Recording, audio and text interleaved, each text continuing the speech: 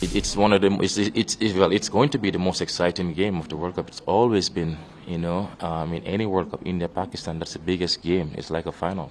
We know how that rivalry comes with India and Pakistan. It's the biggest game. It's the biggest stage in the biggest stage as well. It's one of the well, it's going to be the most exciting game of the World Cup. It's always been, in any World Cup, India Pakistan, that's the biggest game. It's like a final. If those two teams don't make it to the final, it's like people watching the World Cup final when India and Pakistan play. We know how that rivalry comes with India and Pakistan. It's the biggest game. It's the biggest stage in the biggest stage as well. It's just crazy sold out game. I'm thinking of over a couple of billions probably watching the game. You know what I'm saying? So it's going to be phenomenal. Last question, top 4 of World Cup. I put India, Pakistan, England.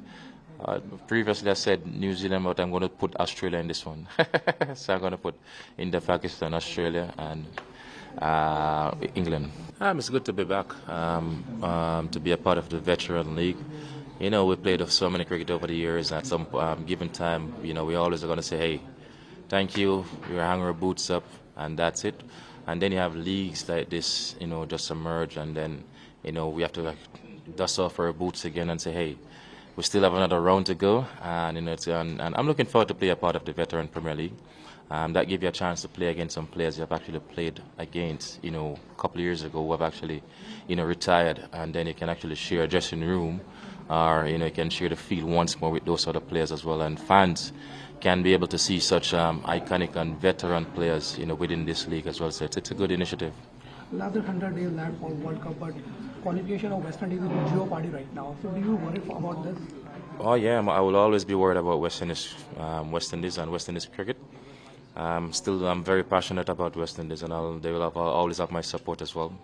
But it's just difficult. I'm disappointed to see where we're at now in the qualifiers.